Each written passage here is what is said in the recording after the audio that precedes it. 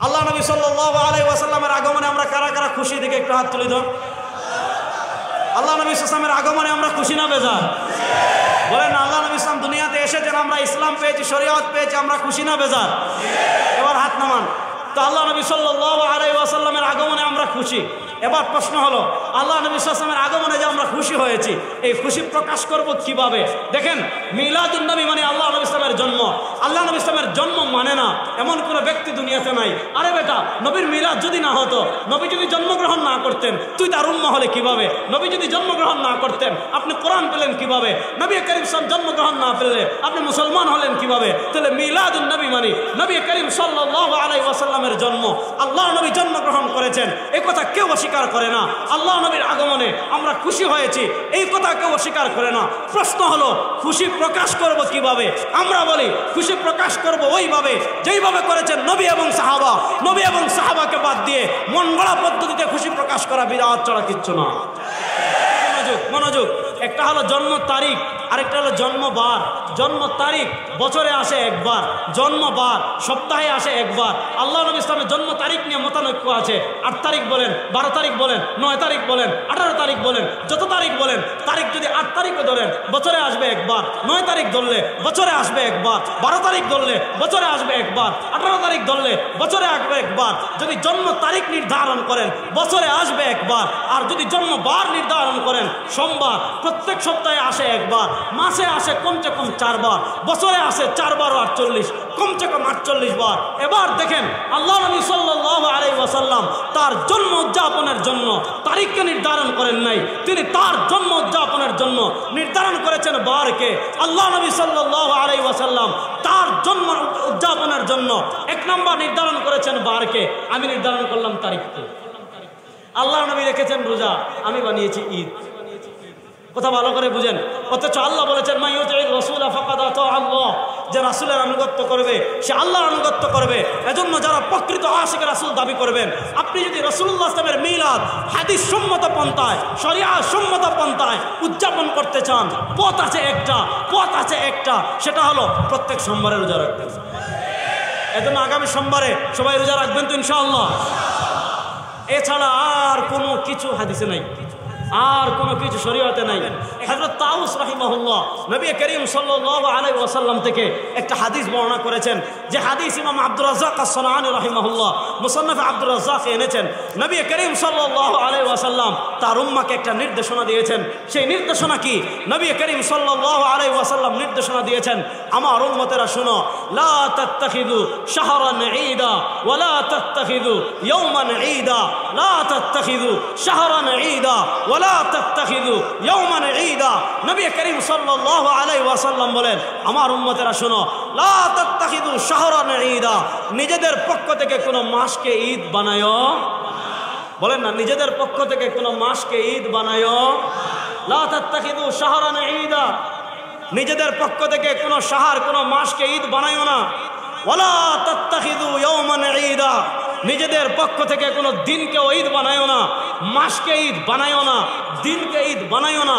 এবার বলেন, ও মুসলমান, ও তালিবুল ইলম, ও সচেতন মুসলমান, আমি আপনাদের কাছে জানতে চাই, আল্লাহ নবী সাল্লাল্লাহু আলাইহি ওয়াসাল্লাম আমাদেরকে নিজেদের পক্ষ থেকে ঈদ বানানোর অনুমতি দিয়েছেন না নিষেধ করেছেন? বলেন না, অনুমতি দিয়েছেন না নিষেধ করেছেন? আপনি লাতাইফুল মাআরিফে যান, ইমাম ইবনে রাজব হাম্বলী রাহিমাহুল্লাহ লেখা লাতাইফুল মাআরিফ ফিমা লিমাওয়াসিমিল আম মিনাল ওয়াযাইফ। ইমাম ইবনে রাজব হাম্বলী রাহিমাহুল্লাহ বলেছেন, এই হাদিস বর্ণনা করে ইমাম ইবনে রাজব হাম্বলী রাহিমাহুল্লাহ লাতাইফুল মাআরিফে বলেছেন, এই যে নবী করিম সাল্লাল্লাহু আলাইহি ওয়াসাল্লাম আমাদেরকে যে একটা নির্দেশনা দিয়েছেন, এই নির্দেশনা থেকে আমরা বুঝি আল্লাহ নবী সাল্লাল্লাহু আলাইহি ওয়াসাল্লাম আমাদেরকে যে কয়েকটা দিন ঈদ দিয়েছেন, এর বাহিরে ওয়া ইত্তিখাযুহু মাওসিমান ওয়া ঈদান বিদআতুন লা আসলা লাহু। নবী করিম সাল্লাল্লাহু আলাইহি ওয়াসাল্লাম আমাদেরকে যে কয়েকটা দিন ঈদ বানিয়েছেন, এর বাহিরে গিয়ে নিজেদের পক্ষ থেকে কোনো ঈদ বানানো, এটা বিদআত লা আসলা লাহু। শরীয়তে এটার কোনো ভিত্তি, বলেন না, শরীয়তে এটার কোনো ভিত্তি। এজন্য আমি আপনাদেরকে ইতিহাস বলি, শুনেন, যেহেতু মাদ্রাসার তালিবুল ইলম ভাইরা বেশি করে শুনেন। আমরা ইবনু দাকিক আল ঈদ রাহিমাহুল্লাহর কথা শুনেছি। ইবনু দাকিক আল ঈদ রাহিমাহুল্লাহ ইন্তেকাল করেছেন 702 হিজরিতে। আমরা তার আহকামের কিতাব আল ইমাম পড়ি, শরহুল ইমাম পড়ি। ইবনু দাকিক আল ঈদ রাহিমাহুল্লাহর একটা কিতাব আছে, ইবনু দাকিক আল ঈদ রাহিমাহুল্লাহ থেকে 700 বছর আগের মানুষ, তিনি ইন্তেকাল করেছেন 702 হিজরিতে। ইবনু দাকিক আল ঈদ রাহিমাহুল্লাহ লিখিত একটা কিতাব আছে ইহকামুল আহকাম, শরহু উমদাতুল আহকাম। সেখানে ইবনু দাকিক আল ঈদ রাহিমাহুল্লাহ লম্বা আলোচনা করেছেন যে ইসলামের শিআর যেগুলো আছে, ইসলামের ইবাদত যেগুলো আছে, ওয়াকাদ মানাআনা ইহদাস মা হুয়া শিআরুন ফিদ-দীন। ইমাম ইবনু দাকিক আল ঈদ রাহিমাহুল্লাহ বলেছেন যে ইসলামের শিআর যেগুলো আছে এগুলো আমাদের পক্ষ থেকে আবিষ্কার করার, নিজেদের পক্ষ থেকে গবেষণা করে আবিষ্কার করার কোনো সুযোগ নাই। বুঝতেছেন কথা? নিজেদের পক্ষ থেকে গবেষণা করে আবিষ্কার করার কোনো সুযোগ নাই। তাহলে যেমন ঈদুল গাদির, উনি উপমা দিয়েছেন ঈদে গাদিরের, কার রাওয়াফিজি, যেমন রাফিজির আমরা চিনি, ইসলামের ইতিহাসে একটা জঘন্য ফিরকা আছে রাফিদি, রাশিয়াদের রাফিদি ফিরকা। রাফিদি ফিরকার আকীদা কি? খুব সহজ করে বুঝেন। রাফিদি ফিরকার আকীদা হলো তাফযীল আলী আলা শাইখাইন, অর্থাৎ হযরত আবু বকর সিদ্দিক রাদিয়াল্লাহু তাআলা আনহু এবং উমর ইবনুল খাত্তাব রাদিয়াল্লাহু তাআলা আনহু থেকেও হযরত আলী রাদিয়াল্লাহু তাআলা আনহু খেলাফতের বেশি হকদার। বলেন নাউজুবিল্লাহ। আচ্ছা, আপনারা আমার কথা বুঝতেছেন তো? তো তাদের এই আকীদা, তারা আলী রাদিয়াল্লাহু তাআলা আনহুকে হযরত আবু বকর সিদ্দিক এবং উমর ইবনুল খাত্তাব রাদিয়াল্লাহু তাআলা থেকে খেলাফতের বেশি হকদার মনে করে। তারা আবু বকর হযরত আলী রাদিয়াল্লাহু তাআলাকে খেলাফতের বেশি হকদার মনে করার বেশ কিছু দলিল মানে তারা বিকৃতি করে। তারপর একটা হলো, তার মধ্যে একটা হলো হাদিসে গাদির খুম। আপনারা জানেন জিলহজ মাসের 18 তারিখ নবী করিম সাল্লাল্লাহু আলাইহি ওয়াসাল্লাম বিদায় হজ শেষ করে যখন মদিনায় যাচ্ছেন, হযরত আলী রাদিয়াল্লাহু তাআলা আনহুর গনিমতের মাল বন্টন করাকে কেন্দ্র করে সাহাবায়ে কেরাম আলী রাদিয়াল্লাহু তাআলা আনহুর সিদ্ধান্ত মানছিলেন না। সাহাবায়ে কেরাম আলী রাদিয়াল্লাহু তাআলা আনহুর সমালোচনা করছিলেন, অর্থাৎ তার সিদ্ধান্ত না মেনে সিদ্ধান্তের বিরুদ্ধে আপত্তি তুলেছিলেন। আল্লাহ নবী সাল্লাল্লাহু আলাইহি ওয়াসাল্লাম গাদিরে খুম নামক জায়গায় হযরত আলী রাদিয়াল্লাহু তাআলার ব্যাপারে বলেছিলেন, মান কুনতু মাওলাহু ফাআলিয়ুন মাওলা, আমি যার মাওলা আলীও তার মাওলা, আমি যার অভিভাবক আলীও তার অভিভাবক। এই হাদিস খেলাফত সংক্রান্ত ছিল না। ইমাম বাইহাকি রাহিমাহুল্লাহ আল ইতিকাদ ওয়াল হিদায়া ইলা সাবিলির রাশাদ, ইমাম বাইহাকি রাহিমাহুল্লাহ আকীদার বিখ্যাত কিতাব আছে আল ইতিকাদ ওয়াল হিদায়া ইলা সাবিলির রাশাদ। আমি আমার তালিবুল ইলম ভাইদেরকে বলে যাব এই কিতাব সংগ্রহ করবেন, পড়বেন। আমাদের আকীদার মৌলিক কিতাব আল ইতিকাদ ওয়াল হিদায়া ইলা সাবিলির রাশাদ। ওই কিতাবে ইমাম বাইহাকি রাহিমাহুল্লাহ হাদিস নিয়ে লম্বা আলোচনা করেছেন। মূলত এটা আলী রাদিয়াল্লাহু তাআলার ফজিলত সংক্রান্ত হাদিস, খিলাফা সংক্রান্ত হাদিস না। ওই হাদিসকে কেন্দ্র করে শিয়ারা একটা ঈদ বানিয়েছিল, যে ঈদের নাম ছিল ঈদে গাদির খুম। দেখেন নবী করিম সাল্লাল্লাহু আলাইহি ওয়াসাল্লাম এই হাদিস বললেন আলী রাদিয়াল্লাহু তাআলাকে কেন্দ্র করে। আলী রাদিয়াল্লাহু তাআলা বুঝলেন না, শোনালেন সাহাবায়ে কেরামকে, সাহাবায়ে কেরাম বুঝলেন না, হযরত আলীর আওলাদরা বুঝলেন না, আহলে বাইতের কোনো সদস্যরা বুঝলেন না, শিয়ারা বুঝে ফেলেছে এই হাদিসে ঈদ বানানো হয়েছে। তো ইসলামের ইতিহাসে নবী করিম সাল্লাল্লাহু আলাইহি ওয়াসাল্লাম যে কয়েকটা দিনকে ঈদ বানিয়েছেন, এর বাহিরে আপনি এর বাহিরে আর কোনো ঈদ আপনি পাবেন না। হ্যাঁ, একটা ঈদ পাবেন যে ঈদ বানিয়েছে রাফিদিরা, ঈদ গাদির খুম নামক। সুতরাং আপনি যদি প্রকৃত আশিক রাসূল হন, আপনার করণীয় কি হবে? আপনি যদি প্রকৃত নবীর উম্মাহ হন, আপনার করণীয় কি হবে? আল্লাহ নবী সাল্লাল্লাহু আলাইহি ওয়াসাল্লাম আমাদেরকে বলেছেন, লা তাত্তাখিযু ইয়াওমান ঈদা, নিজেদের পক্ষ থেকে কোনো দিনকে ঈদ বানায়ো না। যেহেতু আল্লাহর নবী নিজেদের পক্ষ থেকে ঈদ বানাতে নিষেধ করেছেন, সুতরাং 12ই রবিউল আউয়াল কখনো আমাদের ঈদ হতে পারে না। 12ই রবিউল আউয়াল কখনো আমাদের ঈদ হতে পারে এটা ভালো করে বুঝেন। যদি আল্লাহ নবী সাল্লাল্লাহু আলাইহি ওয়াসাল্লাম কি বলেছেন হাদিসে, হযরতে ইমাম তাবরানী রাহিমাহুল্লাহ ইন্তেকাল করেছেন 360 হিজরিতে। ইমাম তাবরানী রাহিমাহুল্লাহ আল মুআজামুল কবির একটা হাদিস এনেছেন। সরওয়ারে দু আলম সাল্লাল্লাহু আলাইহি ওয়াসাল্লাম বলেন, মা বাকিয়া শাইউন يقرب إلى الجنة ويباعد من النار إلا قد بين لكم ما بقي شيء يقرب إلى الجنة ويباعد من النار إلا قد بين لكم। সরওয়ারে দু আলম সাল্লাল্লাহু আলাইহি ওয়াসাল্লাম বলেন, আমার উম্মতেরা শুনো, মা বাকিয়া শাইউন, এমন কোন জিনিস বাকি নেই, ইউকাররিবু ইলাল জান্নাহ, যে জিনিস তোমাদেরকে জান্নাতের নিকটবর্তী করবে, ওয়াইবাইদ মিনান নারি, যেই জিনিস তোমাকে জাহান্নাম থেকে দূরে সরে নিয়ে যাবে। শুনো, অর্থাৎ যে ইবাদত করে তুমি জান্নাতের নিকটবর্তী হবা, যে ইবাদত করে তুমি জাহান্নামকে পিছনে ফেলবা, যে ইবাদত করে তুমি জান্নাতের পথে অগ্রসর হবা, যে ইবাদত করে তুমি জাহান্নাম থেকে দূরে যাইবা। সরওয়ারে দু আলম সাল্লাল্লাহু আলাইহি ওয়াসাল্লাম বলেন, ইল্লা কাদ বুইনা লাকুম, শুনো, যা ইবাদত আছে সব তোমাদের কাছে বয়ান করে দেওয়া হয়েছে। ইবাদত নিজের পক্ষ থেকে বানানো যায় না, ইবাদত কিয়াস করে আবিষ্কার করা যায় না, ইবাদত যুক্তি দিয়ে আবিষ্কার করা যায় না। প্রশ্ন হলো, সরওয়ারে দু আলম সাল্লাল্লাহু আলাইহি ওয়াসাল্লাম বলেন, ইল্লা কাদ বুইনা লাকুম, সব বয়ান করে দেওয়া হয়েছে, সব সুস্পষ্ট করে দেওয়া হয়েছে। প্রশ্ন হলো, নবী বলেন সব সুস্পষ্ট করে দিয়েছি, তাহলে সবার চেয়ে বড় ঈদ 12ই রবিউল আউয়াল সম্পর্কে আল্লাহ নবী কিছু বলেন নাই? কথাটা বুঝতে পারতেছি? 12ই রবিউল আউয়াল পবিত্র ঈদে মিলাদুন নবী বলেন, অথবা 12ই রবিউল আউয়াল, এখন তো আর ঈদে মিলাদুন নবী রয়ে নাই, এখন এটা হয়ে গেছে সকল ঈদের সেরা ঈদ। তো প্রশ্ন হলো, আল্লাহ নবী সাল্লাল্লাহু আলাইহি ওয়াসাল্লাম নামাজ শিখালেন, ঈদ শিখালেন, হজ শিখালেন, যাকাত শিখালেন, শরীয়ত শিখালেন, ইসলাম শিখালেন, সাইয়্যিদুল আয়াত সম্পর্কে কিছু শিখালেন না। তাহলে প্রশ্ন হলো, আল্লাহ নবী ইসলাম কি তাহলে আমাদের থেকে কিছু লুকিয়ে গিয়েছেন? পড়েন নাউজুবিল্লাহ। দেখেন, আমরা ফিকহে হানাফিকে ফলো করি, খুব ভালো করে বুঝবেন তালিবুল ইলম ভাইরা। ফিকহে হানাফির মৌলিক স্তম্ভ হলো 4টা। বলেন কয়টা? একটু জোরে বলেন না, কয়টা? লম্বা আলোচনার সুযোগ নাই। ইমাম ইবনু আবিল আওয়াম রাহিমাহুল্লাহ ফাদাইলু আবি হানিফা ওয়া আখবারু তালিবুল ইলম ভাইরা পড়বেন। ইমাম ইবনু হাজার হাইতামি ইন্তেকাল করেছেন সম্ভবত 963 বা এই ধরনের, 963 হিজরিতে।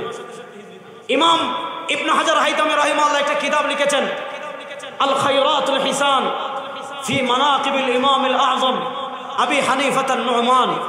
আল খায়রাতুল হিসান ফি মানাকিবিল ইমামিল আযম আবি হানিফাত আন-নু'মান।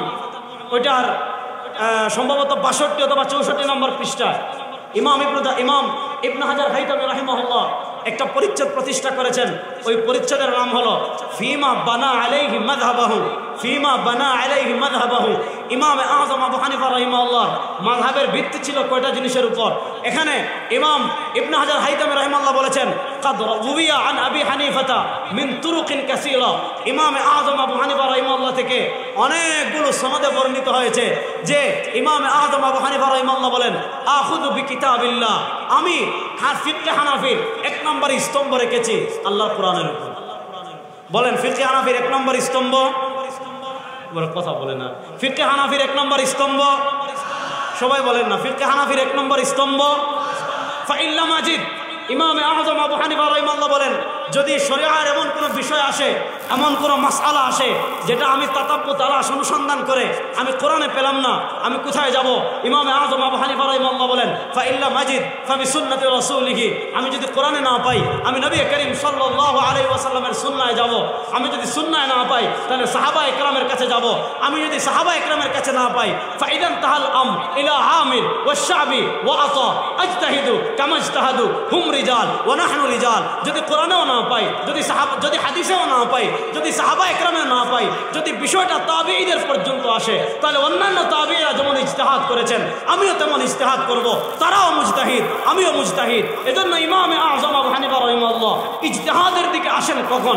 ইমাম আযম আবু হানিফা রাহিমাহুল্লাহ ইজতিহাদের দিকে আসেন যখন কোরআনে পান না, যখন হাদিসে পান না, যখন জামাতে সাহাবায়ে পান না, তখন ইজতিহাদের দিকে আসেন। এবার প্রশ্ন হলো, মিলাদুন নবী মানে আল্লাহ নবী সাল্লাল্লাহু আলাইহি ওয়াসাল্লামের জন্ম, আল্লাহ নবী সাল্লাল্লাহু আলাইহি ওয়াসাল্লাম জন্মগ্রহণ করেছেন, আমরা খুশি না বেজার? বলেন না, দেখি কারা কারা বেজার, দেখে একটা হাত তুলেন তো। ওই একজন বেজার, শুধু না বুঝে হাত তুলছে। আচ্ছা, আল্লাহ নবী সাল্লাল্লাহু আলাইহি ওয়াসাল্লামের, আমার সমস্যা শেষ নাকি? শেষ হলে আমাকে বলে দেবেন, শেষ করে দেবেন। আল্লাহ নবী সাল্লাল্লাহু আলাইহি ওয়াসাল্লামের আগমনে আমরা কারা কারা খুশি, দেখে একটু হাত তুলে দাও। আল্লাহ নবী সাল্লামের আগমনে আমরা খুশি না বেজার? বলেন, আল্লাহ নবী ইসলাম দুনিয়াতে এসেছেন, আমরা ইসলাম পেয়েছি, শরীয়ত পেয়েছি, আমরা খুশি না বেজার? এবার হাত নামান। তো আল্লাহ নবী সাল্লাল্লাহু আলাইহি ওয়াসাল্লামের আগমনে আমরা খুশি। এবার প্রশ্ন হলো, আল্লাহ নবী সাল্লাল্লাহু আলাইহি ওয়াসাল্লামের আগমনে যে আমরা খুশি হয়েছি, এই খুশি প্রকাশ করব কিভাবে? দেখেন, মিলাদুন নবী মানে আল্লাহ নবী ইসলামের জন্ম।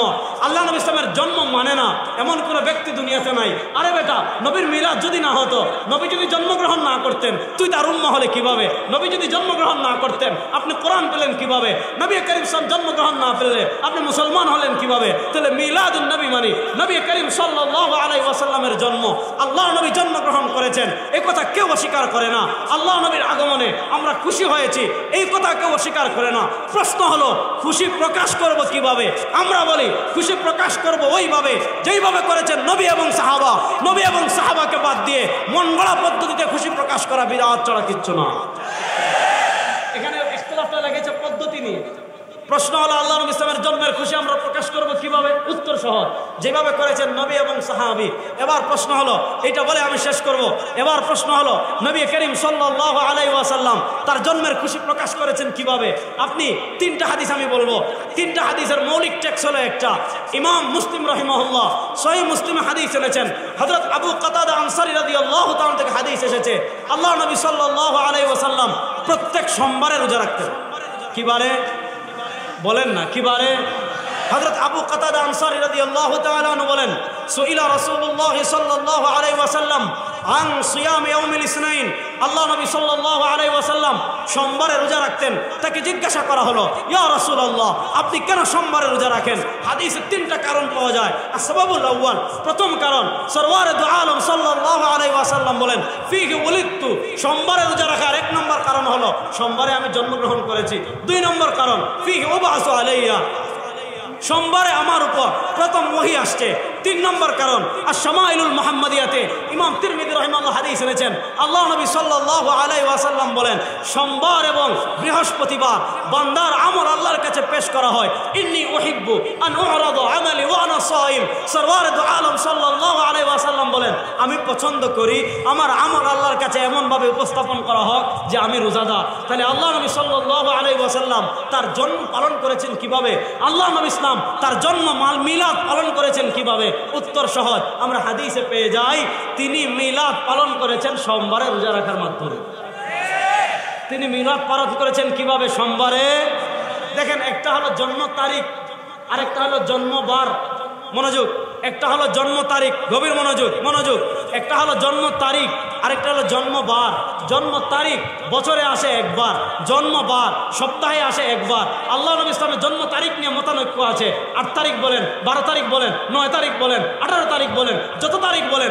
তারিখ যদি 8 তারিখও ধরেন বছরে আসবে একবার, 9 তারিখ ধরলে বছরে আসবে একবার, 12 তারিখ ধরলে বছরে আসবে একবার, 18 তারিখ ধরলে বছরে আসবে একবার। যদি জন্ম তারিখ নির্ধারণ করেন বছরে আসবে একবার, আর যদি জন্মবার নির্ধারণ করেন সোমবার, প্রত্যেক সপ্তাহে আসে একবার, মাসে আসে কমসে কম 4 বার, বছরে আসে 4 বার 48, কমসে কম 48 বার। এবার দেখেন, আল্লাহ নবী সাল্লাল্লাহু আলাইহি ওয়াসাল্লাম তার জন্ম উদযাপনের জন্য তারিখকে নির্ধারণ করেন নাই, তিনি তার জন্ম উদযাপনের জন্য নির্ধারণ করেছেন বারকে। আল্লাহ নবী সাল্লাল্লাহু আলাইহি ওয়াসাল্লাম তার জন্ম উদযাপনের জন্য 1 নম্বর নির্ধারণ করেছেন বারকে, আমি নির্ধারণ করলাম তারিখকে। আল্লাহ নবী রেখেছেন রোজা, আমি বানিয়েছি ঈদ। কথা ভালো করে বুঝেন। অথচ আল্লাহ বলেছেন, মা ইউতি'র রাসূলা ফাকাদ আতা আল্লাহ, যে রাসূলের আনুগত্য করবে সে আল্লাহর আনুগত্য করবে। এজন্য যারা প্রকৃত আশিক রাসূল দাবি করবেন, আপনি যদি রাসূলুল্লাহ সাল্লাল্লাহু আলাইহি ওয়াসাল্লামের মিলাদ হাদিস সম্মত পন্থায়, শরিয়া সম্মত পন্থায় উদযাপন করতে চান, পথ আছে একটা, সেটা হলো প্রত্যেক সোমবারে রোজা রাখবেন। এজন্য আগামী সোমবারে সবাই রোজা রাখবেন তো ইনশাআল্লাহ। এছাড়া আর কোনো কিছু হাদিসে নাই, আর কোনো কিছু শরীয়তে নাই।